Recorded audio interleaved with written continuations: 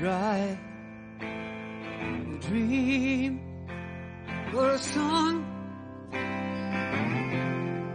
that hits you so hard, filling you up,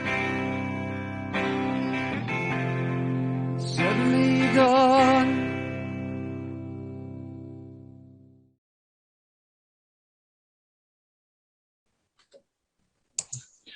Welcome everyone to One Shot Revolver episode 2. Before we get going, I would like to do a quick acknowledgement of country, and then we'll get into it. So I begin today by acknowledging the Wurundjeri people and the Noongar people, traditional custodians of the land on which we meet today, and pay my respects to their elders past and present. I'll pass over to Jay now to do the American land acknowledgement. Yes, I am in Virginia, and the indigenous population of the Monacan Nation, this is their land, and it was stolen from them, and we had a policy of relocation and killing those that didn't relocate, so we honor them for the good that they continue to do, and we recognize that our ancestors weren't always the nicest. And I'll pass it back to you now.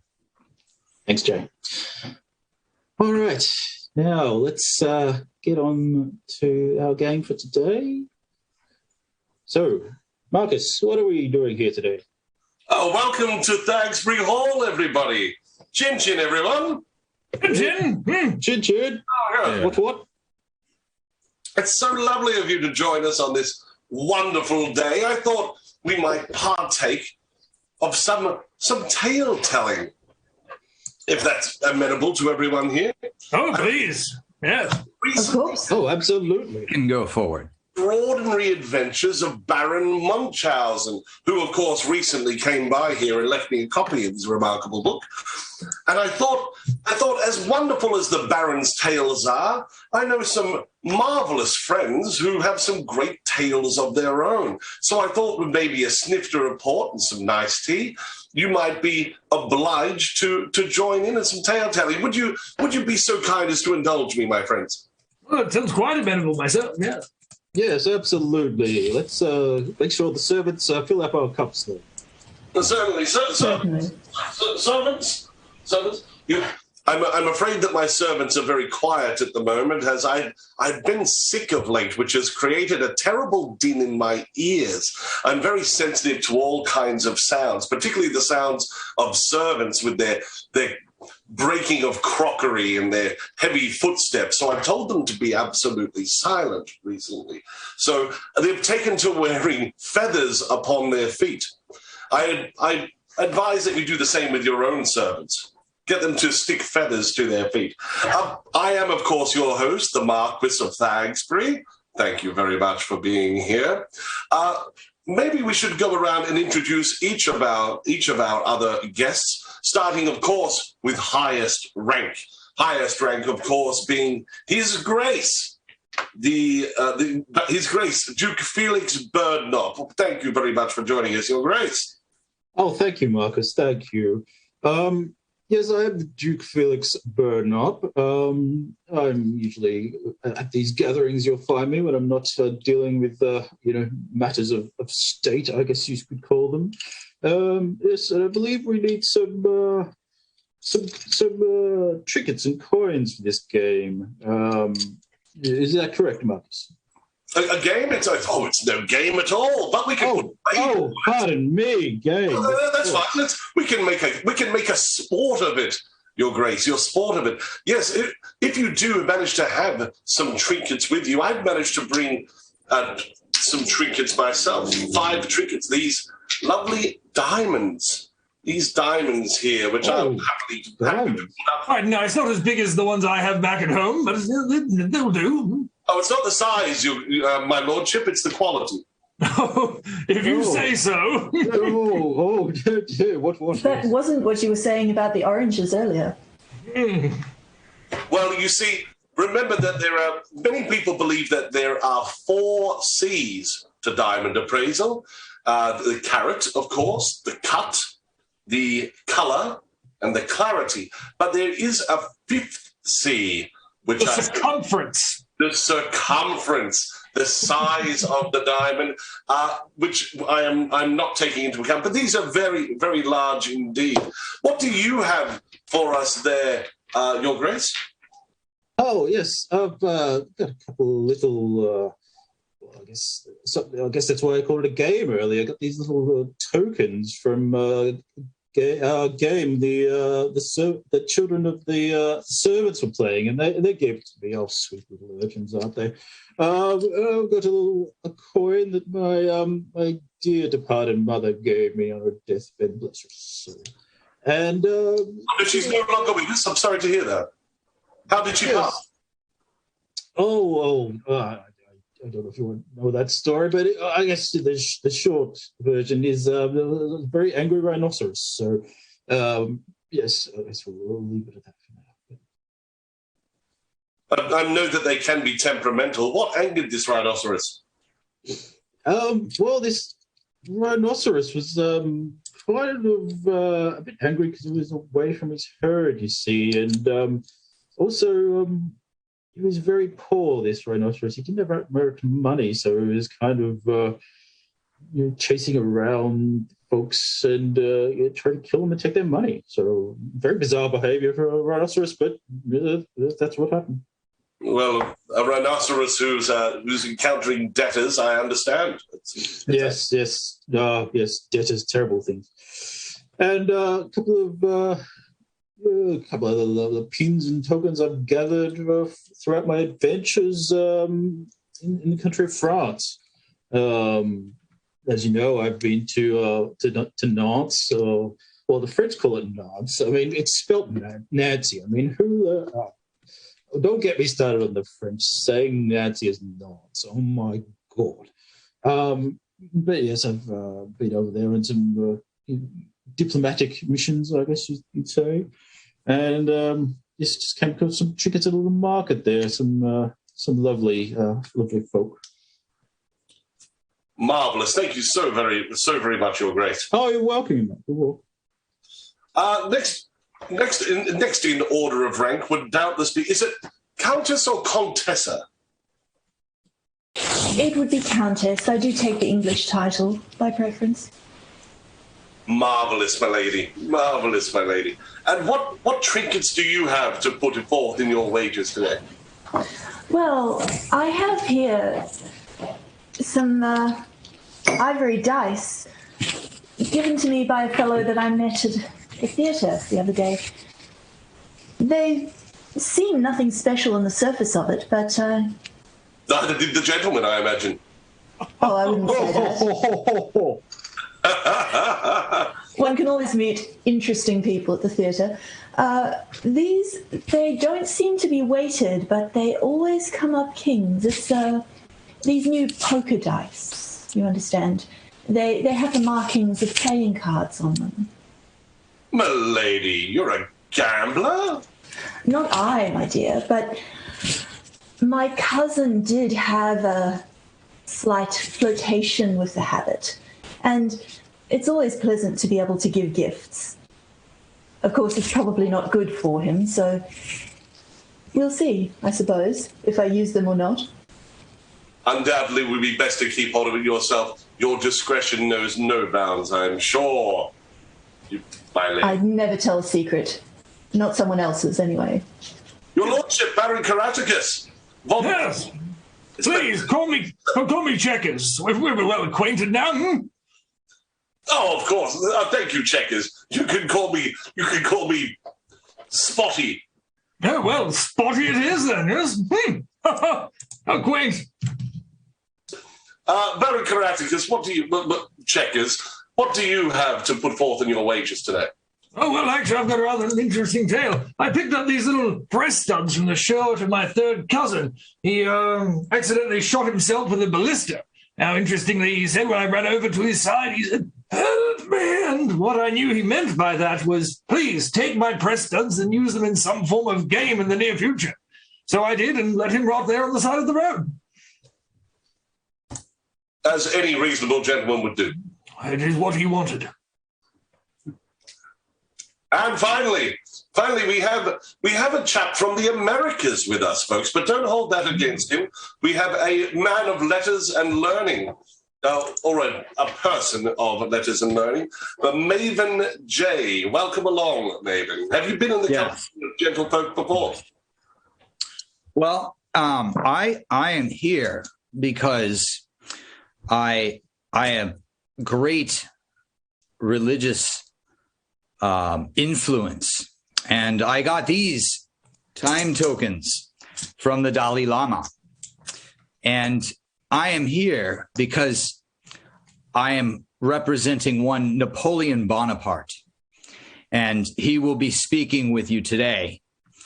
But this would provide some of you with an awkward bit of conversation, as Napoleon tends to speak in French, which I know the ears of the Baron probably won't tolerate much of that, but we shall proceed with it anyway, a little, however much can be tolerated. But the truth is in the words. So we will bring forth Napoleon. Allons enfants de la patrie, le jour de gloire est arrivé. Not sure which is worse, the American or the French. Oh, yes, having spent time in France myself. Oof, the French. What tokens have you or Napoleon brought for us today there, Maven? These time tokens. Oh, the time. Yes. I was so distracted by the national anthem of an enemy of Britain that I forgot entirely about your time tokens. Well, the French and the British got along just fine. The French were taking Thomas Paine's words and bringing them to the Russians, who were foolishly crazy in the times. I see. And what tokens have you brought along with you, or has Napoleon brought with you today? Well, these tokens, you haven't heard of time tokens? Ha, of course not. Well, these let you go wherever and whenever you want, to wherever and whenever you want. And so I'm with you today. They don't happen to cause any repeats in time by any chance? I haven't noticed. No, neither have I. So, my good Maven, what kind of tokens have you brought with you today? Well, I have more, but I have 5 right here, right now. I'm sorry. They seem to have had some kind of effect on me. Oh, good Lord. I haven't experienced this. Even in France, I haven't experienced this. Good Lord. Maybe we should continue on, until we can find out about what tokens the Maven may have brought with him later on. However, let us begin with, of course, the highest in rank, Your Grace, Duke Felix. Charmed. Would you be prepared to tell us that there's something I've long wished to know about? How it was, of course, Your Grace, if you would be so kind, to tell us how your choice of cummerbund decided the Battle of Rhodes. The Battle of Rhodes, you say? The Battle of Rhodes. Oh, dear, my choice of cummerbund. Wow. That is a good story. Maybe first tell us whether the battle was at Rhodes or whether it was a battle about Rhodes. Well, it was actually a battle about Rhodes, you see, because this battle, it was a battle over some roads in, I hate to go back here again, but there we go, back in France. Yes, I'm sorry, it's always about France. So, j'étais là. J'ai vu, il y a le Rhodes, c'est une ville dans le milieu de la France, et puis j'étais là, il y a une bataille, et l'autre côté, ils ont tombé. Oui. I'm sorry, Maven, you seem to have some kind of frog in your throat. Yes, I was talking about Rhodes, the city, and there was a battle there. It doesn't have to do with roads as far as rue is the word for road in French. This was a battle for Rhodes, the city. It's a well-known place. I'm not sure about Rhodes, the city, but this was a battle of roads. It was about over a road. It was like an intersection at a road. This is the. Well, we pronounce. Maybe you can tell that story. The Rhodes has an O and an A, and we're RHODES. I believe the Maven is putting forward a wager. Is that correct? I am. This is an important battle.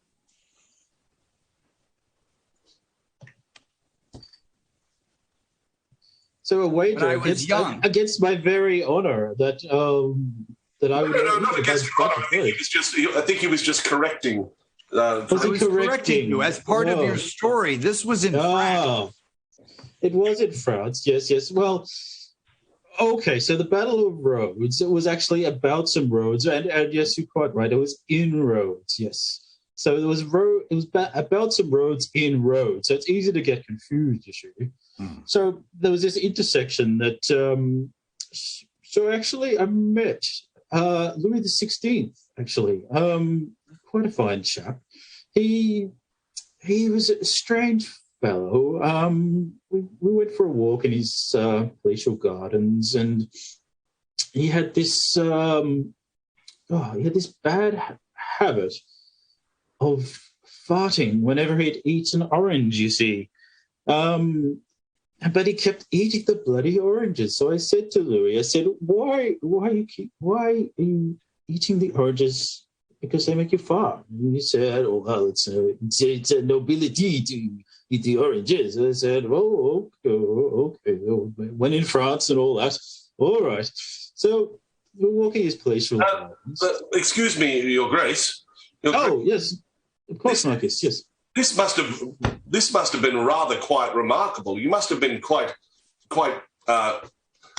taken aback by His Highness's behaviour, considering he'd been beheaded the year before. Oh, common misconception. You see, he was a very. Some people may say he was a bit of a stupid man, but he was actually very cunning, you see. Inclined to lose his head. Well, some might say. So what has actually happened? See, when the damn... See, I don't like frauds, but, I can respect some nobility. So I had a bit of a soft spot for Louis. And when those damn proletariat rose up against him, he actually... took his cousin and sort of did I guess one might say, a body swap, if you've heard of such a thing. And he dressed his cousin up as himself, and then he went into hiding. Classic switcheroo. The classic switcheroo. It's a classic for a reason. That does explain why he might have been with you in Rhodes. Correct.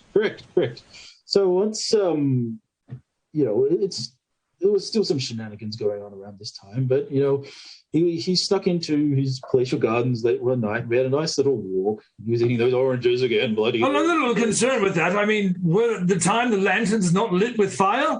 Well, I'm concerned that with all that gas passing, there would have been some form of explosion, was there not? Only minor little explosions, so nothing too bad. And it shocked me at first, but you get used to it. Oh, okay. As I say again, when in Paris. Oh, I use the French pronunciation. When in Paris. Oh, curses. Now, when I was with Louis, he burned a hole through his pants. Did he do that too? Oh, you wouldn't believe it. And I asked, his servants, can we make him, maybe he could wear 3 or 4 pants so it wouldn't happen, again. A point of order on that. I believe at that point in time, given that this is after the alleged beheading, all his servants had died recently from gas poisoning. Are you putting forward a wager there? I am, yes. Another wager. Well, I do see. You were there, you see.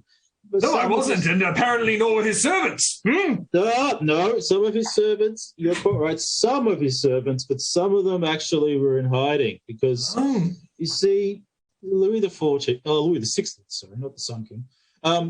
They're all numbers. They're all numbers. He was actually, as we know, married to that, I don't know if I should say this in the company of women, but that hussy.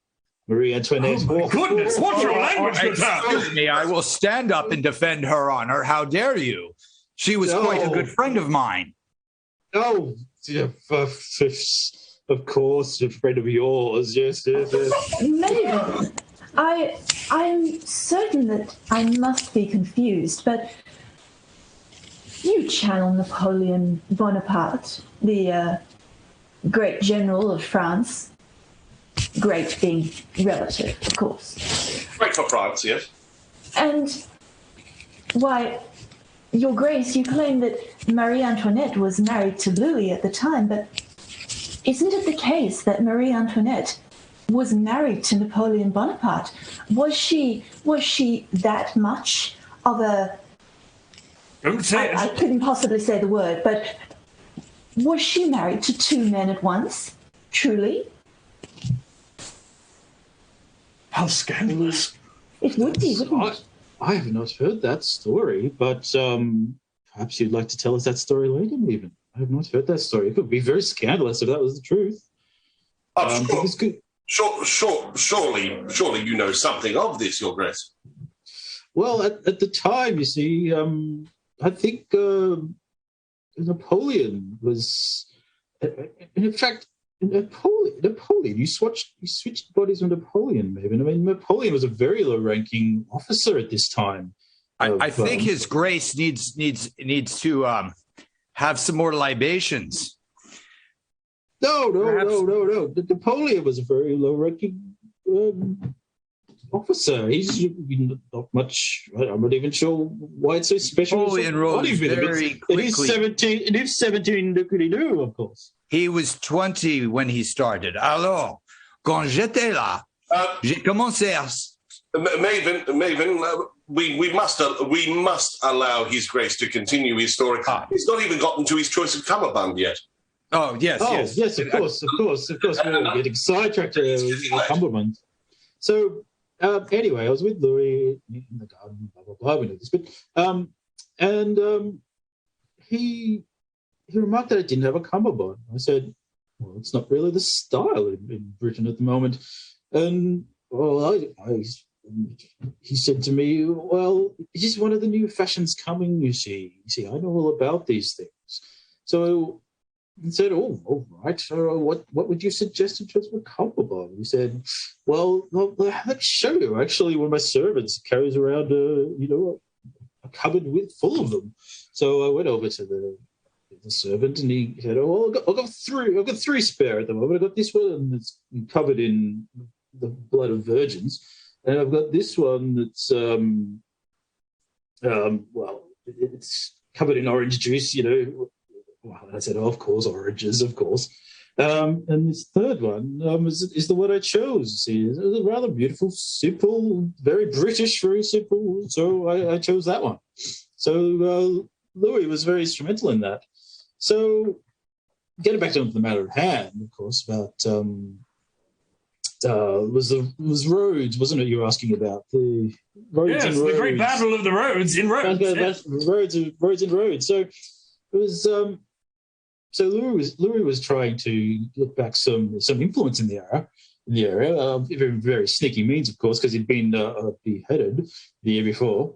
So he knew about this road. It was very important for his Swiss Guard, as he says, to help restore the monarchy, as he would put it, in France. So he wanted to have this road go all the way to Switzerland, so his Swiss Guard could come and rescue him from this horrible revolution of the peasants. Oh, now, is it true that this particular road and the working with the Swiss army ended up leading to the knife that folds out into many different utensils? Oh, this particular road, yes, that is correct. I mean, before that, I'd never even heard of such a thing as France. So, yes, as you see, with this is how me and Louis actually won the War of the Roads. The Swiss Guard brought this with them, the folding mini utensil, as you say. Yes. Oh, yeah. Yes, it was key in the victory, actually, because the other side of this War of the Roads, you see, was they wanted a road all the way down to Africa, would you believe, over the Mediterranean, and because sorry, that is the clock telling me that you only have a minute left, Your Grace. Oh, of course. Oh, well, I'm nearly finished anyway. So it's yes, they wanted the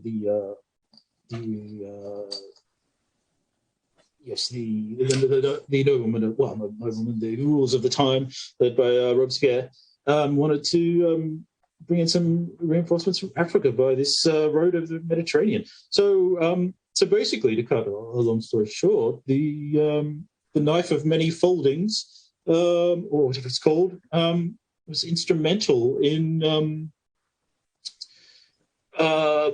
winning this war, because we brought the Swiss Guard of Louis XVI to fight this war with the commoners, and that's basically the story of how I used my cummerbund to win that war. I mean, if I hadn't have worn this, Louis wouldn't have paid much attention to me, and the Swiss Guard wouldn't have paid much attention to me either. So the Swiss were very impressed by my cummerbund, and as they should be. As they should be. And if I wasn't wearing it, they said many times, "Oh, we would not bring our weapons of war here to pay." So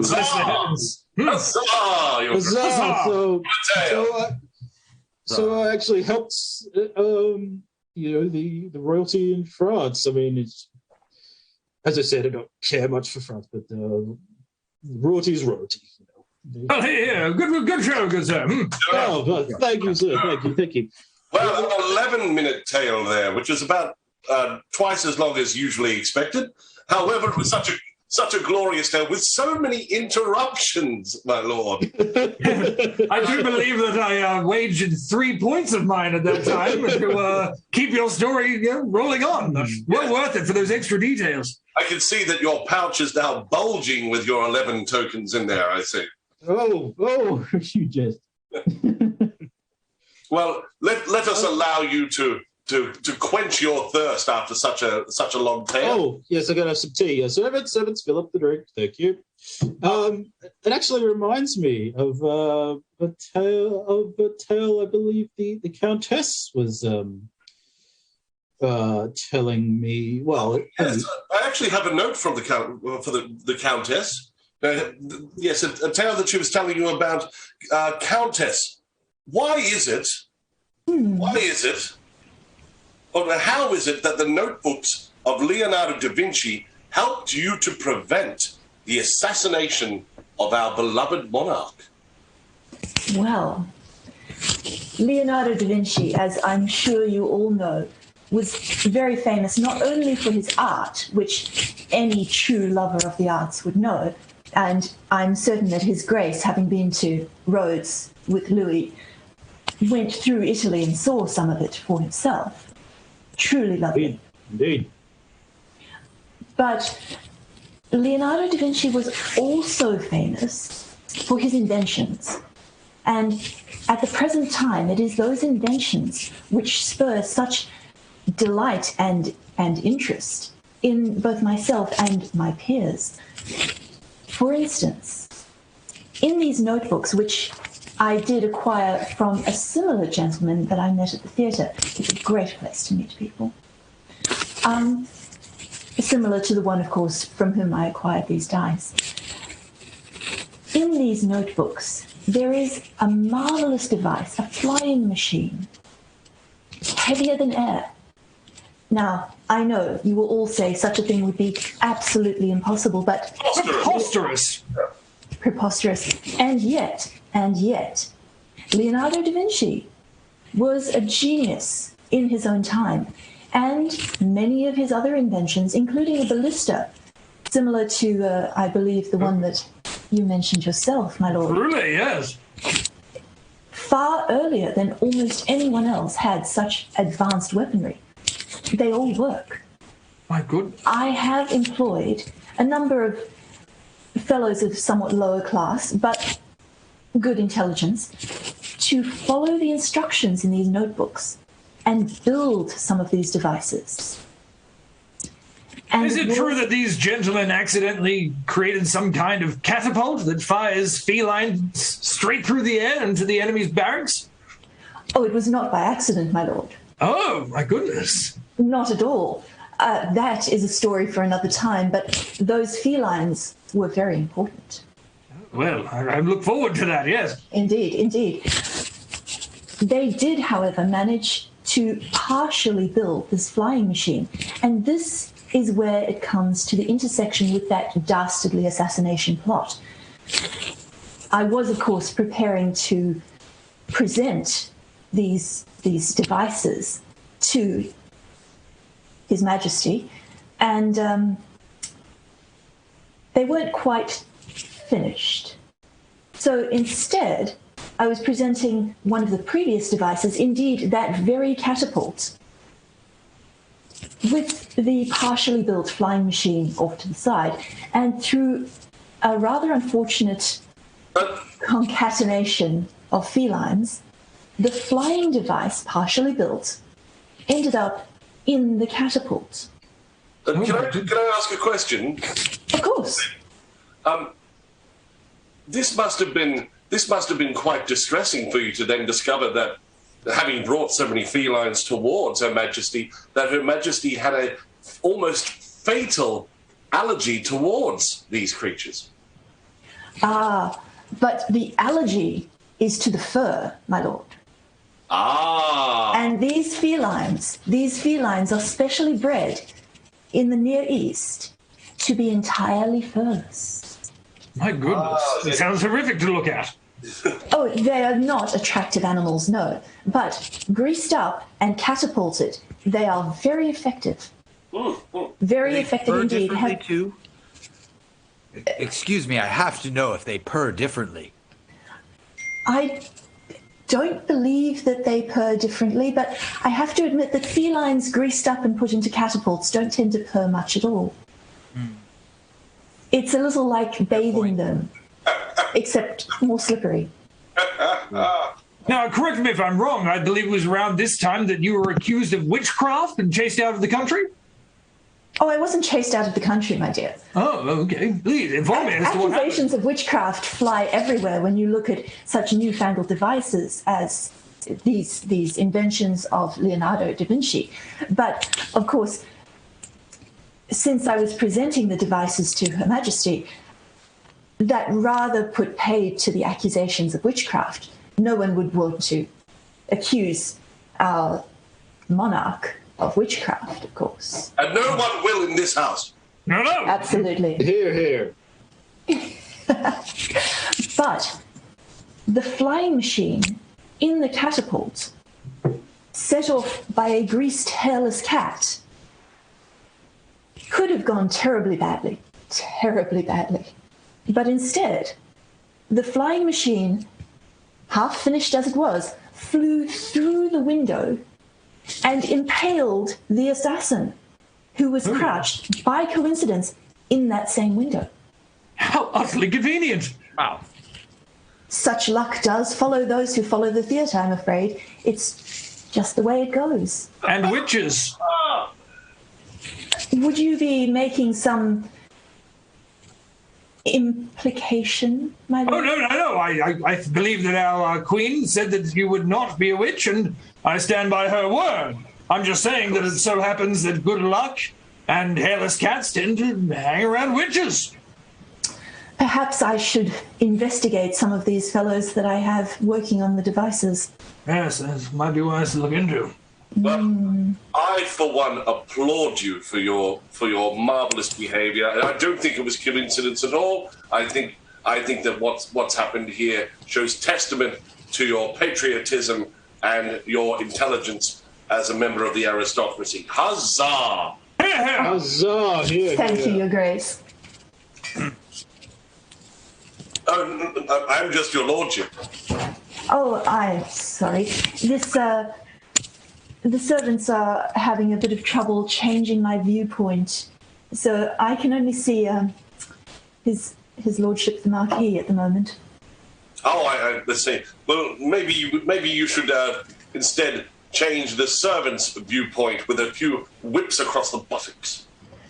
I might have to do that, but not in public. Oh. Baron Caractacus. Yes, again, please call me Checkers. Oh, Checkers. Thank you, Spotty. Your pouch seems to be empty at the moment. Oh, yes, I am a little dry and I need to acquire another drink. Oh, maybe it would be best for us to have the chance to be able to refill that pouch. Oh, please, let me regale with you with a tale. What would you like to hear? Well, why is it? Well, can you tell us, please, the sad occasion of your funeral and how it is that you are sitting here now? Oh, that is a sad tale indeed. It started a good... Remove our hats for that. Oh, yes, I would, but to do so I'd have to remove this fang-dangled device that is keeping my hat on. Oh, but please, this is a somber moment. Now, let me go back about 40 years, when my dear sweet mother told me that she would pass me and lead to become king. And oddly enough, I got my name Checkers, but that is a tale for another time. It all started when I needed to acquire a new bulldog for myself. The servants had recently decided that, given the food shortage, they would need to find new meats, and my previous pet Rudolph was baked into, well, let's just say a formidable food. But I needed to do this, and given that, the lack of dogs and bulldogs in the time, I had to set out across the seas. Now, at the time, there was a lot of paper issues with traveling in large quantities and bringing other animals into the country, so I had to find a way to get myself abroad. Now, it turns out that there was a little loophole in which the dead were allowed to travel, so happened to fake my own death and, really needed to sell it. So given my funeral, I had to get absolutely blotto, ingesting everything that I possibly could, and soon passed out and was asked to be placed into a coffin by my servants. Partway through, I think I woke up around the time of my third eulogy from my fifth cousin Albert. There was a moment where I woke up in a spasm and the entire coffin shook. The people in the auditorium, clearly crying. I have a question. For you. Yes, please. Yeah. Having woke up in a spasm, it must be difficult since you had been put in a coffin for your. How is it that you woke up in a spasm? A spasm, of course, being a type of Oriental fishing boat. Oh, that's quite easy. Instead of actually requesting a specific coffin to be placed into, I left great details in my notes that I was to be placed into the Oriental fishing boat known as the Spasm. That way, instead of being buried underground, I'd be able to be pushed out to sea and be able to set forth on my journey to find said bulldog. Of course. It's all about planning, you see. You need to find the little intricacies and loopholes in order to achieve what you want. Mm-hmm. So given my spasm and my arm shot straight up into the air, I looked up at the audience, and in my stupor and inebriated state, I said to them, "What?" This caused 4 of the people to faint in the front row, in which case I claimed to realize where I was and faked another heart attack, falling me back into the spasm. Luckily enough, I was able to pass out after excreting my bodily fluids that had built up over the time. And, yes, pretty soon the putrid stench of urine and other matters filled out the auditorium, and they insisted that they quickly push me out to sea. The difficult part in which the part I did not realize was that as soon as the said boat is to be pushed out to sea, the boat is to be set on fire by arrow. Now, luckily enough, I had mentioned that the boat had been then full of urine. So as soon as the arrow were to hit the boat, it sizzled in, creating a smoke effect, and my God, it was difficult to breathe, in which I passed out, and several days later woke up on the coast of some forgotten island. But this is where the good part happens. I happened to notice that this particular island was where a large amount of bulldogs happened to be residing. Aha! Yes. Bulldog Island. Yes, it was great. Oh, Bulldog Island. Whoa. Bulldog Island, yes. Yes. Now, the hard part was getting the bulldogs back when I didn't have a sail. As you know, the spasms tend to lack sails at this point. So I ended up harnessing a collection of the hares from around the island, weaving into a small rope and hooking up the dogs into some kind of bobsled and made them do the doggy paddle all the way back to England. It was on a rotating roster, and next thing you know, I have one bulldog that survived. Well, that explains all my questions. As it should. Yes. Marvellous. Doubt that at all. Discovering Bulldog Island. Yeah. Huzzah! Huzzah! To your health. I think it's time for our correspondent from the Americas to help us here. Surely you have many tales for us, Maven J. But yes. I have many tales, but the question is, which one would be most appropriate for this audience? And I think I shall start in the beginning. Well, Yes? we'll start in the beginning of this particular question. Why is it that every blacksmith in London owes you 3 guineas? So it is an interesting tale, because I actually have not been in England, nor have I met any of said blacksmiths. My goodness. Lord. You'll have to go to find one as well. This will be a tale to recount for the ages. But the world economy is so interesting, and these pieces of paper get written. And similar to many things, the rights pass from one generation to another and from one person to another. And as we know, that blacksmiths naturally use iron and steel and are steel workers, I procured the name for iron.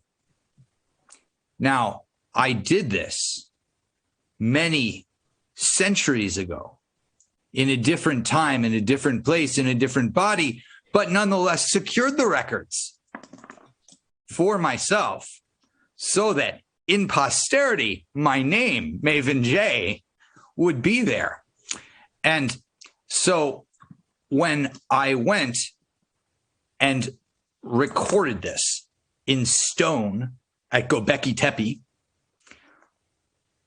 it was known for the world at that time that iron came from J. It was actually the symbol used on top of those 100-ton blocks.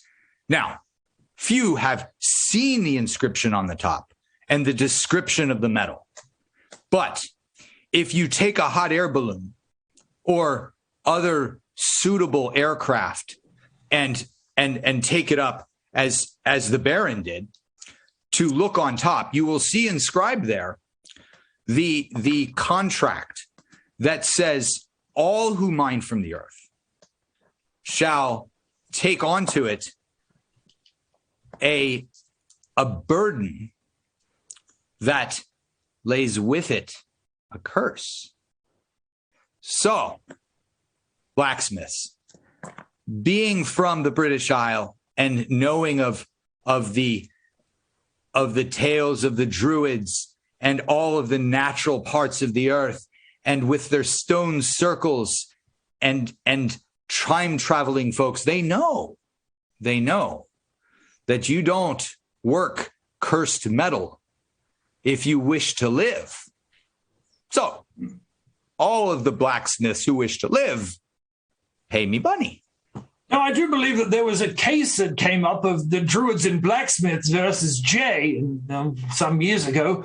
How did you manage to resolve this unionization in the courts when it came down to trying to have removed the curse? I believe they tracked you down. Was that right? Oh, that was simple. Are you kidding? I showed up pro se and I argued for it. And the thing is, I just kept running nonsense back and forth. And they kept paying their lawyers, and they ran out of money. Oh, my goodness. Brilliant. It shocked me so much my mustache flew off. Oh, don't worry. That happens to me every second Thursday. Yeah. Glad it got you back on. Does that answer your question? Is this why iron fishhooks are always in a J shape? I patented that too. Well put, my lord. Mm-hmm. Excellent. Well, good show, good sir. Now, I'm hoping that, I'm assuming the reason you haven't been paid back these 3 guineas from all the blacksmiths is because you'd already run them all out of money. Is that correct? Oh, no, I don't run them out of money. In fact, I return a guinea just for good effort to keep the relations going. I see. Well, how admirable And of all you. the blacksmiths love me. My goodness. Well, look, best of both worlds, having your kayak and heating it too, as they say. Oh, You give them a little discount and they'll love you forever. Having your spasm in eating too, I believe. Well, I wouldn't ever want to get back in that spasm, I tell you that. Oh, nothing worse than a bad spasm. Might find another island full of dogs. Or spasm full of dogs, indeed. Or maybe even hairless cats. Breeding Possible. cats and spasms out here. An island of hairless cats. Now, that's an interesting idea. It's a little I've been mixed to with the the island. bulldogs. I think Napoleon was trapped on an island of hairless cats. Did he grease them up, though? There's the question. No. They grease them down. Oh, of course. Down. Now, Spotty, do you wish to regale us with a tale? I would be more than happy to if you wish. Oh, well, I mean, personally, I would love to hear about the time how you figured out that hypnotizing giraffes led to the creation of the sandwich. Yes, well, that was quite an easy thing to do. Oh, please, regale. Oh, please tell us. Easy. Sounds quite difficult. Yes, well, you see, there comes a time in every young man's life when hunting narwhal off the coast of Madagascar that he wakes up one morning to find himself unexpectedly, though not unhappily, married. When this occurred to me, I quickly found that my honeymoon had to be over on the continent. And so taking my new bride, who happened to be 3 brides in the one dress, but that's a tale My for goodness. another time, we went sightseeing on safari. There I encountered what was known at the time as the camel leopard. But what you know, and I'm sure that Maven over in the Americas knows as the giraffe. Now, having a rather long neck myself, I felt some kind of kinship with these creatures, and started a conversation by swaying back and forth, side to side.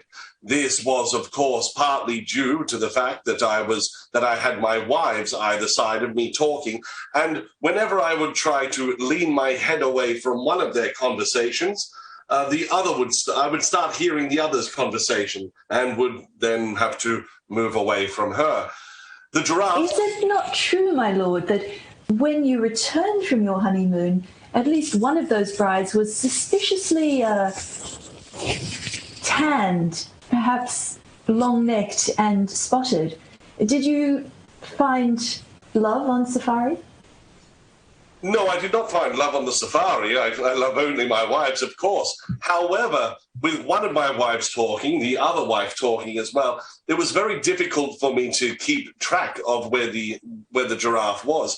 And it seemed to have quite an interest in myself to take the attention of the giraffe away from me. I had my third wife dress as one of the giraffes themselves. Oh, yes, of course. Oh, of course. That Brilliant classic, work, good sir, yes. Unfortunately, in order to dress her as that, we had to take apart her entire wardrobe, meaning the costume was the only thing she was able to wear on the trip home. That does explain it. That explains it, yes. So the hypnotizing of the giraffes. Oh, what was my story about? Sorry, which? Oh, when you hypnotized the giraffe, it led to the creation of the first sandwich. Oh, the creation of the first sandwich, of course. Yes, of course. And it was so long ago, it's difficult for me to remember everything. I mean, they have been around. It was more popular than sliced bread. Yes. Well, as we all know, it's a common occurrence. A common occurrence with hypnosis is that it creates a great appetite in the subject. And so we looked for something to eat. Unfortunately, there is very little around in Africa and the places where giraffes are to be able to eat. But there is the desert. So I just took the sand, which was there, fed it to the giraffe, and it was quite sated and happy. And then we traveled merrily home, quickly crossed the Mediterranean, and got back to England, where I was able to introduce everybody to my wives, to the great pleasure of everybody except my mother. I do believe that's how you got the nickname Spotty. It is indeed how I got the Spotty. Oh, yes, well done, Checkers, yes. Well, good story, good sir. Thank you. Oh, thank you for asking about it. Shall we retire to the billiard room for a moment while the servants refresh the teapots? Oh, please, I can do with a cigar. Yeah, I think that's only good and proper, yes. Servants, refresh the Some teapot. fresh tea sounds lovely. Maybe we could try these gambling dice that the Countess has brought as well. Yes. Thank you. See? Oh, yes, absolutely. Yes. Let's gather again shortly. Yes. Let's gather again shortly. Oh. Yes, indeed. Ah.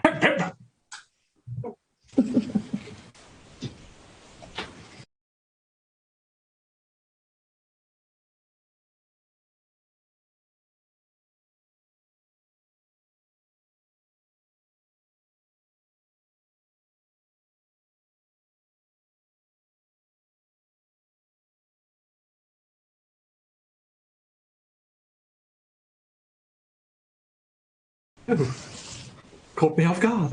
What a marvellous game of billiards we just had. Yes, I'm afraid I lost even more points betting on that, but nonetheless, we pushed through, despite how poor we are in the pocket. Countess, who would have known that you were such a deft hand at billiards? Well, that's the idea, isn't it? If people don't know, then they're far more likely to play with you. I think Checkers found that out to his disadvantage. Yes, well, No, for next time. I still think that there was some cheating going on with those time crystals. Oh, I don't cheat. There are but 5 of them. I see. Which reminds me, Maven J, you haven't yet showed us what tokens you brought along today. Oh, please, sure. Are you sure they might control your fate? Oh, yes, I see. I see. Time tokens. Oh, yes. Yes. I think it's time for more tales. What say you all? Oh, please, yes. Huzzah. Regale us some more. Huzzah! Well, of course, as always, we should go in order of rank. Of course. Your Grace, Duke Felix. Duke Felix, we have a question for you. Yes. This one has to do with your engineering ability. You're well known for your engineering patronage. Can you tell us, please, how you managed to write the Leaning Tower of Pisa? How I managed to write Yes, the Leaning Tower of Pisa. Leaning Tower of Pisa. How I managed to write the Leaning Tower of Pisa. You mean do you mean right as in right, or correct its kind of... Correct its... Oh, no, neither. He means the opposite of left. How did you not left the Leaning Tower of Pisa? Oh, of course. It's been a long night and I'm in my cup, so... It used to lean left and now it's leaning right. How did you Now manage? it's leaning right. Oh, indeed. The gentleman needs more libations for sure. Well, I bet. Oh, more libations, please. Please, please, please, please. Okay. So, yes. So, yes, I, Duke Birdnop. How did I manage to write the Leaning Tower of Pisa? So, you mean as in how I managed to make it lean right? Oh, I just have the notes that the Baron left for us. Oh, okay, right, yes. the Leaning Tower of Pisa, as you know, is in the city of Constantinople. So, as everyone knows that surely. So I went to Constantinople. I kind of, I had a bit of an input into how it was created with my good pal Freddie the Cougar. So Freddie the Cougar was a magnificent man. We called him the Cougar because he looked just like a cougar. So we had some input on how we created how the Leaning Tower of Pisa was created. So the builders followed our designs, and it's a hobby of mine, to design these things. And the builders followed the designs, and it was just perfect, straight up and down. It's very British, straight up and down. That's what we want. We don't want any imperfections. We don't want any leanings at all. Now, correct me if I'm wrong, but I believe your original design had the building in a square shape. How did it come to be circular? Well, that's a good question. That's a very good question. And in fact, it was a square shape, but unfortunately, there was a bit of an accident. I spilled my tea on the papers. You see, the designing it. Heavens to Betsy! And I hadn't even noticed. And the chief engineer, he just took it before I'd even noticed it. Oh my goodness! When it was built, it was round, but at least it was up and down proper. At least good and proper, like us good British types. And when you were moving it, presumably by boat to Pisa from Constantinople, what then? When moving it? Oh, yes. I mean, it is the Leaning Tower of Pisa, right? Yeah. So it was moved to Constantinople. So we hired some folk who actually had back to France again, who had fled the revolution. Jean-Paul Marat was there, and Danton, Desmoulins. You see, everyone thought they'd been beheaded, but no, they used the old switcheroo trick again. No. And they came and were looking for work. So I said, well, not exactly nobility, not exactly, the proletariat. So it was like, what can we do? So I said, well, how about you gather up a plan to move the tower from Pisa to Constantinople. So very smart chaps. They kept their heads for one. That's pretty smart. They came up with a plan to take some snow leopards and tie quite a lot of snow leopards and tie it to the Tower of Pisa and then drag it there. I have a question, Your Grace. Sure. After all, these territories you speak of, both Constantinople and Italy, Pisa, are very warm climates. Would not your snow leopards have melted there? Well, we went in the winter, you see. We did it in the winter.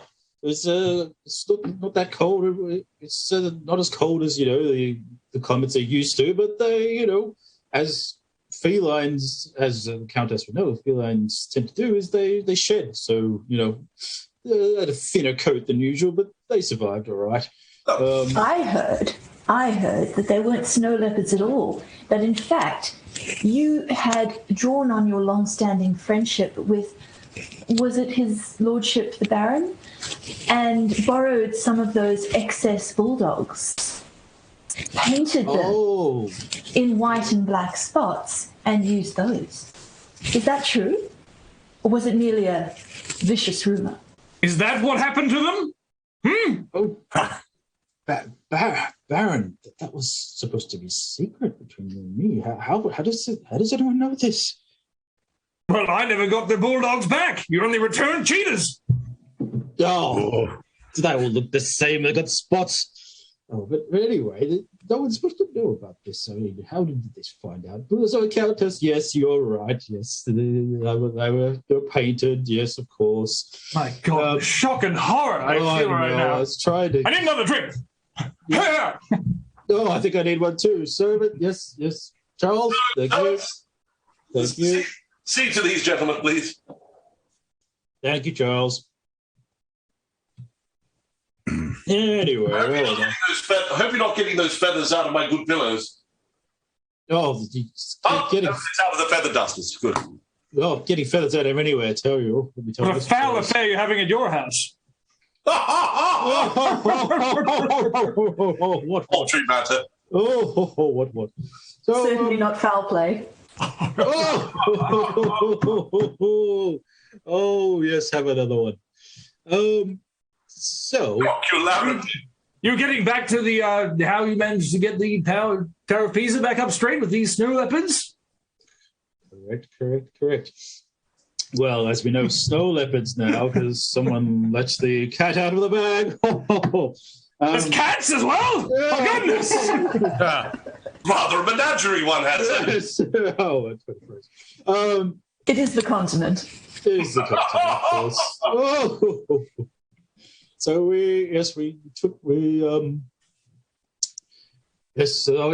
was I? Yes, we were on our way to Constantinople, and that was fairly uneventful. I mean, it took a bloody long time. I mean, have you ever tried to? Oh, anyway. So once we got there, yes, it was put in place in the city centre of Constantinople. And yes, well, how did it go right? Now, that is a good question. I was showing off to me old pal Chucky, his name is. He's one of the other dukes in my region. I was showing off, and he said to me, "I bet you can't headbutt the Tower of Pisa and make it lean." I said, "Well, yes, you bring out your coins, good sir." So I proceeded to headbutt it, and it was not getting anywhere. So I was losing some money. I was like, double or nothing. I could bet I could headbutt this. So what I did, I looked around the city centre. As you know, Constantinople has had some troubles in the past. And just started digging around. I found this old bomb, and I taped it to my head. And they said, "Right, Chucky, you watch this." I lit the bomb, tied it to my head, and I smacked it. And the force and the explosion just turned right. And I said, "Well, not how I designed it at all, but I think this probably might go down in the history books a bit better than if it was just the non-leaning Tower of Pisa." So that is that story. Oh, good work today. Yeah, glad. It was. Excellent. I had a similar story like that where one of my friends said that I couldn't rotate it. I told them to close their eyes. I walked them around to the other side. When they opened it, it was tilting the other way. A little bit easier. Yeah, probably would have been easier, but... But no, your story had much more valor and bulldogs. Bulldogs do approve most stories. Yes. That sounds like a rather dim-witted person. Or someone from Belgium. Don't get me started on Belgium. Let's not start. Let's instead move over to the Countess. The Countess. Countess, would you be so kind as to regale us with a tale of your own history? Oh, my own history. In what sense, my lord? What about, any particular?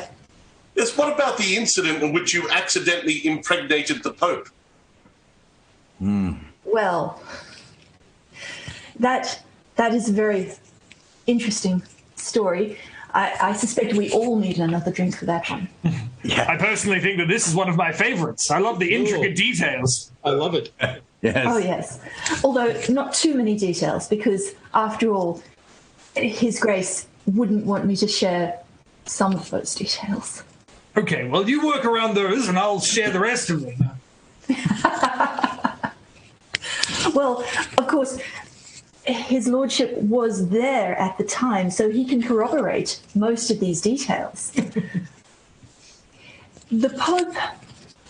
Now, Italy, lovely country, I'm certain, but I've not been to Italy. Instead, I met His Grace the Pope His Holiness. My apologies. At the time, he wasn't yet the Pope. So at the time, he was His Grace the Archbishop. Oh. I do forget. Being on such intimate terms, accidental or not, one does tend to. Of course, I would never make such aspersions about His Holiness these days. But he was on a visit to my homeland in Spain, which, as I'm certain you all realize, I moved to England with my late husband. Of course. A fantastic decision, I must say. Yeah. Of course. England is so much more civilized, but I do keep a soft spot in my heart for the Spanish. I didn't know the Spanish was so soft. Oh, the Spanish aren't, but Spain itself has such soft countryside, you wouldn't believe it. You would have to visit to be certain. I shall. I look forward to it. But even the trees. You know that Spain is famous for its cork oaks. These trees, you can press your hand right into the bark. They have to make a special treatment to make the cork hard enough to cork our bottles of wine and champagne. I've got a point of order here. I believe those trees were actually all destroyed by the ghost of Augustus Caesar in 753 AD. Oh, not all of them, Marquis. Oh, well, how did you manage to keep some alive, please? Yes, they were hidden in the secret valleys where the Catalina people do still maintain their separation from Spain as a whole. Now, I'm certain we can all agree that the continent does what the continent wants, and sometimes these little spats do happen. Fortunately, I left before I was involved in any of them. But those hidden valleys, they're called the secret valleys for good reasons. And even the ghost of Julius Caesar could not make it all the way down to the base of those river valleys. That's where they hide the goats as well. Goats and sheep who give golden milk, so I'm told. I believe it was Augustus Caesar. Augustus Julius Caesar, yes. Oh, Augustus Julius Caesar. But anyway, that explains the Yes. So I'm certain I can tell you about the golden milk sheep another time. And they were in fact relevant to why the Archbishop, now His Holiness the Pope, was visiting Spain. The Catalans, you see, had not yet been turned to Catholicism. They were still pagan. Heathens! Heathens, indeed. Not even Catholics, never mind, regular Church of England. So the Archbishop was on a special tour leading up to the voting in of the new Pope, as we all knew that the previous Pope, His Holiness, was on his last legs, so to speak. And he needed to be recognized above all of the other archbishops. Can I ask another question? Of course. If he was on his last legs, what happened to his first six? Oh, yes, I would like to know. I'm afraid that's something that's not spoken of outside of the Holy Diocese. Oh, come now, you're among friends. It's true. The first, I only know about the first 4 legs. The other 2, truly, I have no idea. But the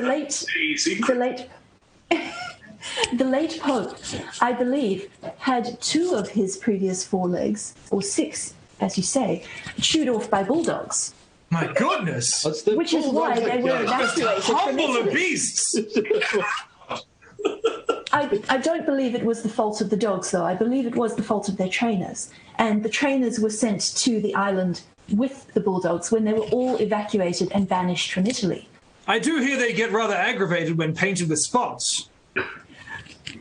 I couldn't say. I can attest, yes, we had to, But as I'm fairly certain you didn't find the trainers on that island, I believe that the bulldogs and the trainers did not agree.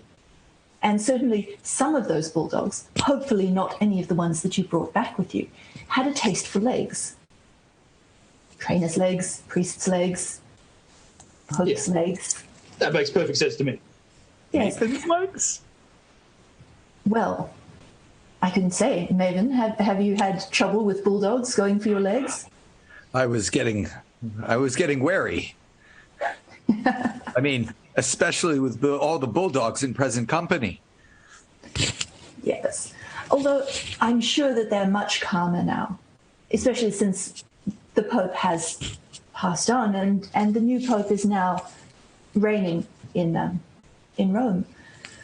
The other two of his previous four legs that I know about, it's a rather embarrassing story, but I believe he was climbing the stairs back to his chambers and he left them behind. When you have six, it's easy to forget about some of them, I suppose. Understandable. Yes. Now, is it true that the Archbishop, the soon-to-be Pope, ended up finding said legs, putting them onto his head via surgery, and then using a long pointed hat to cover them up?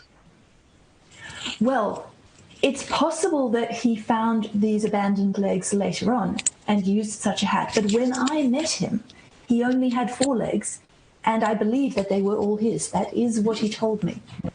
But we all know that men do somewhat exaggerate when they have ladies in their company. What? I've never said any such thing. I would never. I've been known to exaggerate the number of legs I have to ladies. I confess that.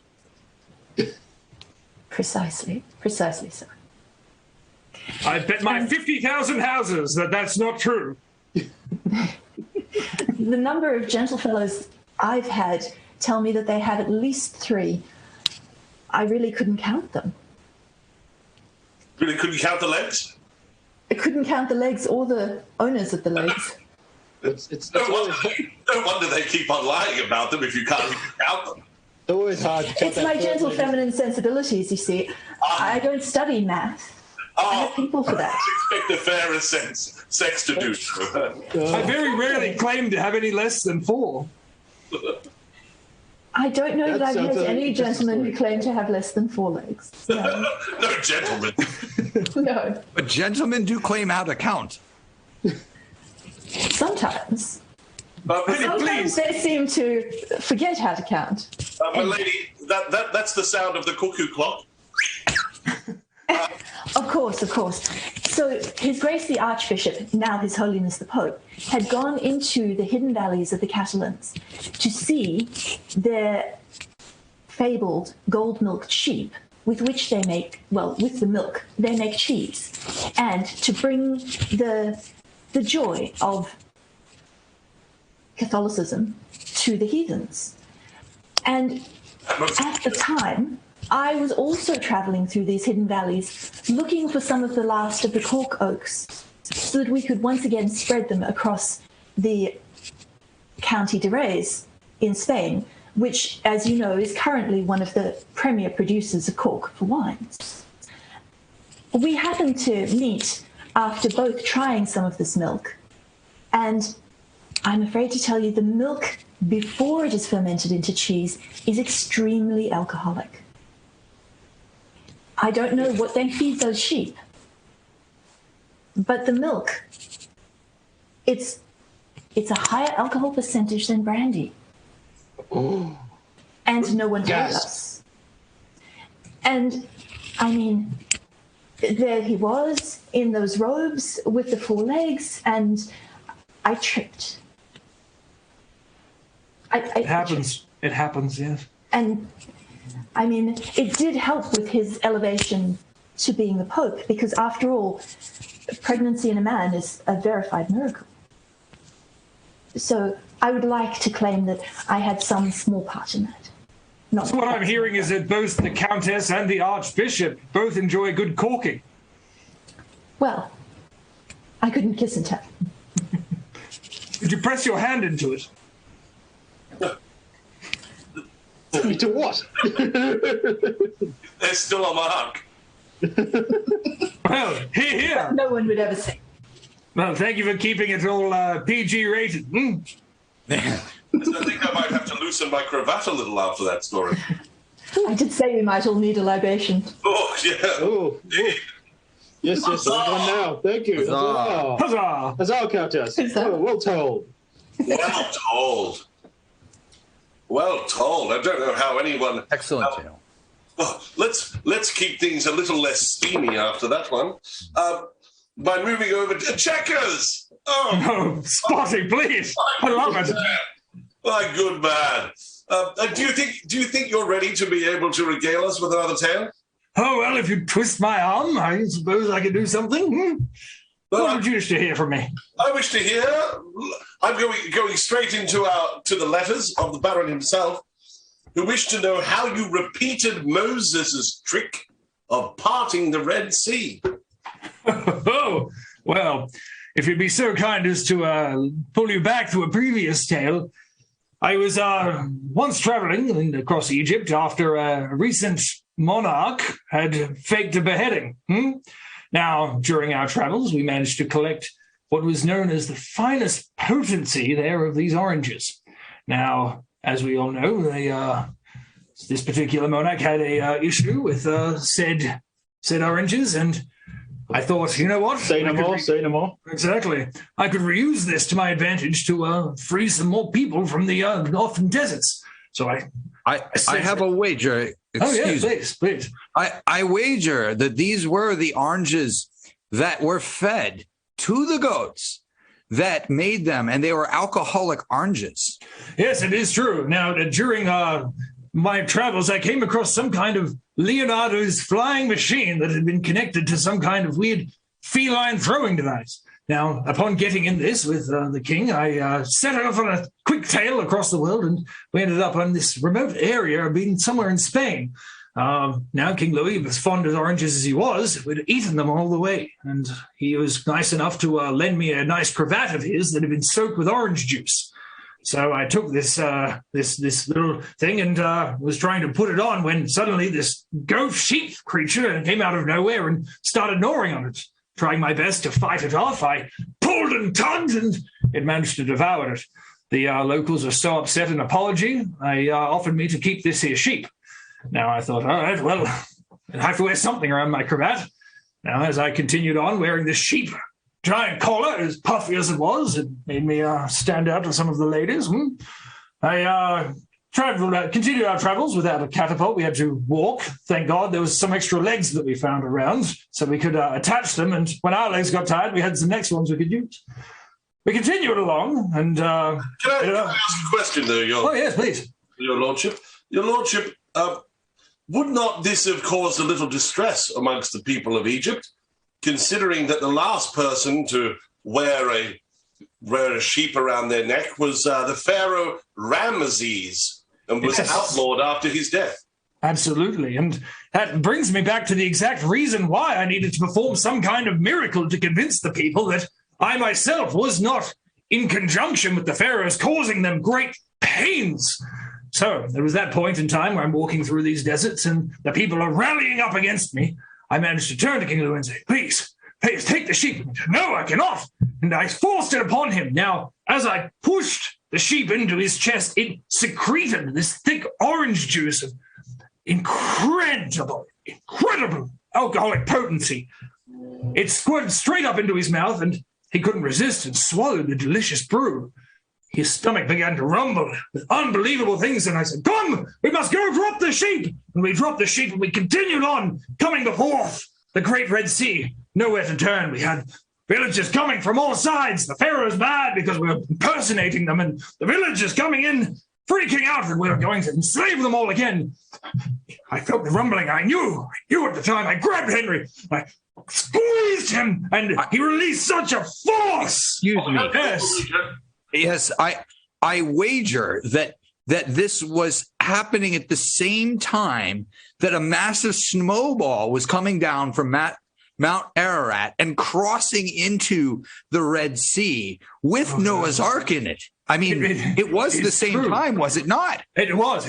Now, the major problem that we had is as soon as this gust of wind opened up, parting the seas, we started sprinting towards it. And what should we see but the opening there was a giant snowball coming straight down the very open path that had been created from the gastrous explosion. And this is the most heartbreaking part. The ark that was above the water at the time fell down. This was not the first voyage of his. This was the second one where he had been trying to save a collection of bulldogs, had been trapped on a particular island, spilled out into the sea, crashing. The dog spewed out and the snowball came. Luckily enough, this was the time of the particular desert where the Red Sea also was mixed with the large quantity of urine that I'd found in my spasm, causing the sea to turn to this lovely orange color, which King Henry couldn't resist. Drinking a large portion, I managed to scoop up, and as the rumbling happened once more, I put him under the arm, grabbed the ark with the other, and we took off! And managed to make it to the other side of the Red Sea quite unharmed. Many were thankful. Many were upset. That was my story. Thank you. Yes. Brilliantly told, my lord. Brilliantly told. Well done. I think we all need some brandy after that one. Yes. And here I thought it was going to be less steamy than mine. Oh, you've raised the stakes, Baron. It's good. These bulldogs today, it's magnificent work. Magnificent work. Bully. Maven J. Maven J. Yes. I have a note here from some of your liturgical works. Yes. There are many, and they span the centuries. Now, we know that you're well known in legal circles, but why is it, or how is it, that a man in Dublin happens to own the rights to your right leg? I stepped in Dublin once or twice. It's truly a tall tale, but it doesn't begin in Dublin. No. Oh, whoa, good one. It doesn't. It begins, as many tales do, in France. Where What's the theme today? there was a tremendous amount of manure. And I was walking along in the street. It's called France. Yeah. Well, I had quite a few servants with me at the time. So naturally, to protect myself, I had them do as any gentle person would, ask them to lay their coats out and cover the manure so that I could walk more safely. And as I was doing this, my servants, they're not the best, because I tried to explain how to lay down a coat properly, but they don't know because they're not gentlefolk, right? And they laid them down ever so slightly so that it was bumpy. And I twisted my ankle on my right leg. So I started hobbling. And as I was hobbling, this became something that kept going and kept going. So I believe, point me out if I'm wrong here, but did that hobble not cause a tremendous dance craze sometime in that near area after watching you walk down the street and such? Yes, the children picked it up with a song and started.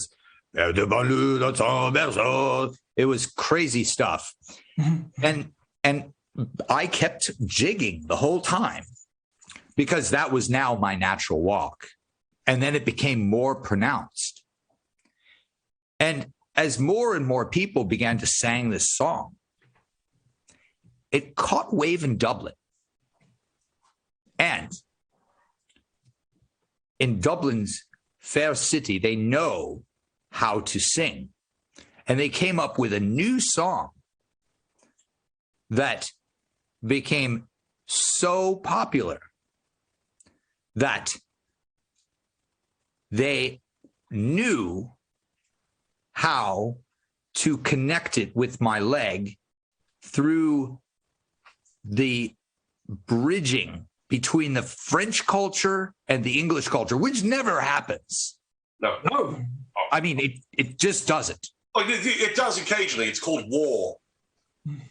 Well, and we know at these times there were a lot of wars. So this song became something that stopped a little bit of the war, but only between the French and the English for a very short time, like 10 minutes. It's the worst, but it was worst 10 minutes in our history. It was the longest 10 minutes in the British history. I mean, they talk about it a lot. But nevertheless, the import was that at the final moments of those 10 minutes, they realized that if they gave the rights of my leg to the Earl of Dublin, it would cause the French to be so upset that they would start a war and all the Englishmen would forget about the connection. And no, so I do believe at that particular point in time, the Earl had collected about 40,000 different legs from different people. Is that correct? I mean, how is it that your leg was any more special than another, given it was part of the song? But how could he tell? It was all very confusing. He had quite a number of legs, and there was a collection. So he actually hung them on his wall and had them labeled and customized with placards. So you knew of his collecting of legs, right? Absolutely. I mean, it's just naturally he's renowned. I mean, the Earl of Dublin has so many legs that he's known worldwide. How many legs? Well, 40,000. I'd wager with that many legs, he should become Pope. Oh, you would think, but he doesn't want He would still need a miracle. And he might end up pregnant. So he decided that it was not a good idea. And his fascination is with legs, not the papacy. He likes the particulars that there are joints in them. They're jointed. He likes joints. I mean, don't we all? Oh, yes, in my time. Yeah. So I explained the leg, and my leg was quite prominent. It was in the middle, and that's I still walk with a hobble today. I not only did I sell the rights to my leg, but I sold my right leg. Oh my good Lord. Yeah. But it was all for peace for a moment and then war. Isn't it all? Yes, I believe they call that a joint venture.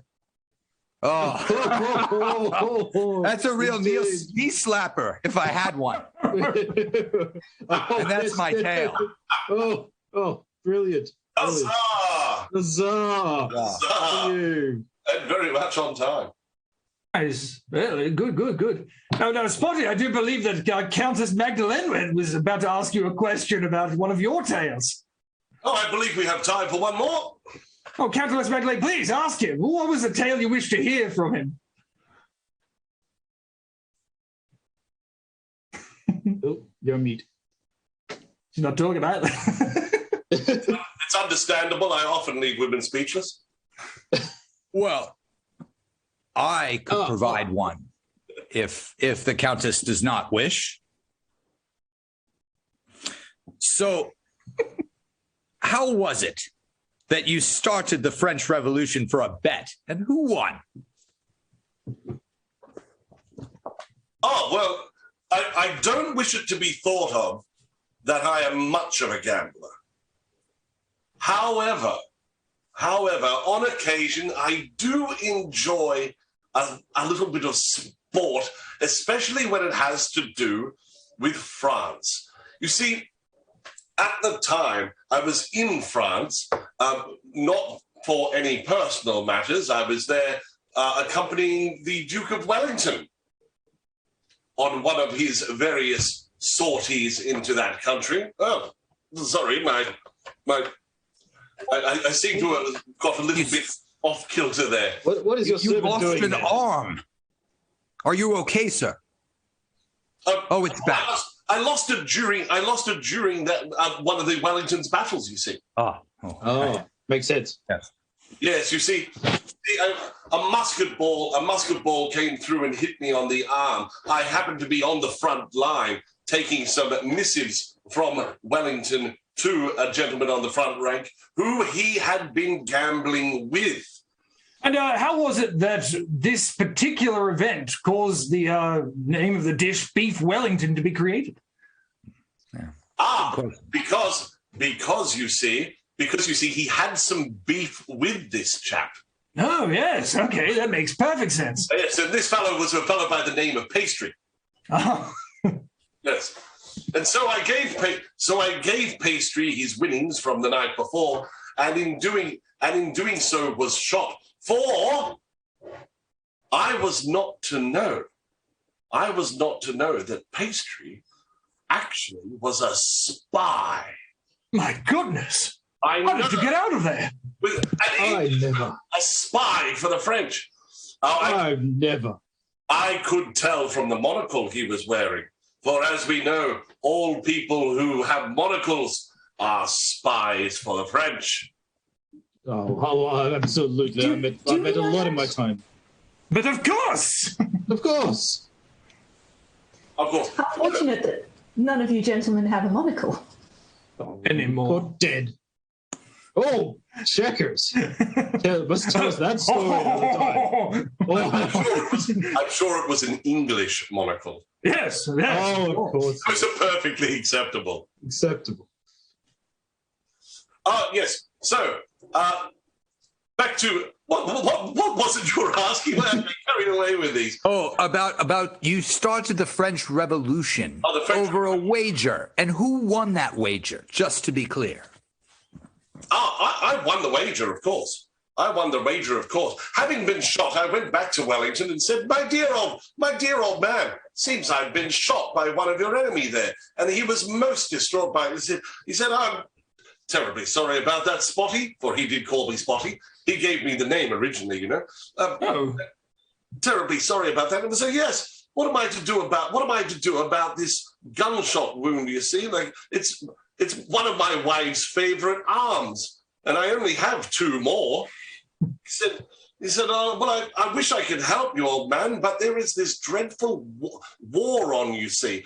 And someone has to beat up these French, don't you know? I said, well, what if the French would beat themselves up?